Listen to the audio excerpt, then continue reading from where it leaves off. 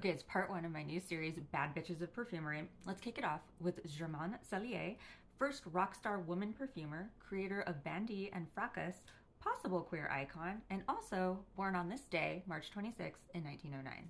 In the late 1800s and early 1900s, perfumery was a boys' club. Kind of still is, but it's improving. And such, we don't have as much about her life as is her due. But here's what we do know. Her mother was an herbalist and her father was a bohemian who did odd jobs before going off to war. From her mother, she developed an appreciation for plants. From her father, she learned art and literature. Both sides would play an important role in her life later. Germaine was sent to a religious school along with her hellion cousin Catherine, that's these two right here. Catherine was always up to hijinks, and Germaine was only too happy to participate.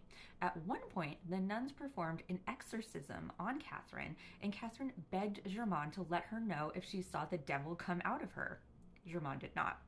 And Germaine further pissed off the nuns because they thought she looked like Voltaire, which is the oddest insult that I've ever heard. After primary school, she went to Paris to study to become a chemist. She was hired on to make perfume bases for the company Bertrand Dupont, which, not saying correctly, sorry. Okay, quick historical industry tidbit. Back in the day, ingredient suppliers would sell the raw materials to designers who had their own in-house perfumers.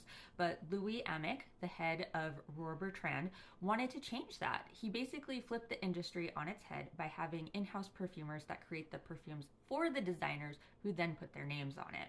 And this is still how the industry works to this day.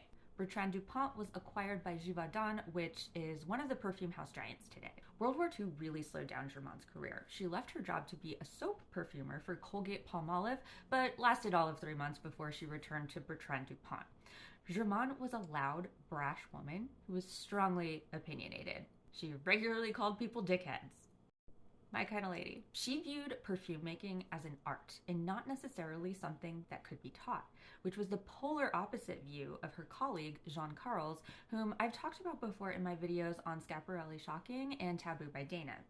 So you've got these two big egos working in the same perfume house. The solution they came up with was to give Germaine her own laboratory where she worked with 2 women assistants whom she called her chicks. She was an elegant, beautiful woman who ran in artist and intellectual circles and counted Jean Cocteau and Jean Auberle as friends and lovers. By happenstance, she met the fashion designer Robert Piguet, who wanted her to make his fashion house's first perfume. The legend goes that Germaine took the underwear of models after they walked the runway, smelled the underwear, and that was the scent that she was trying to create. That scent was Baddest. Baddest is my favorite vintage fragrance of all time.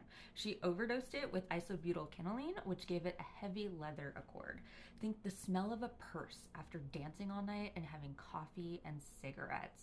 It is a dominatrix perfume. It's seriously amazing and sexy.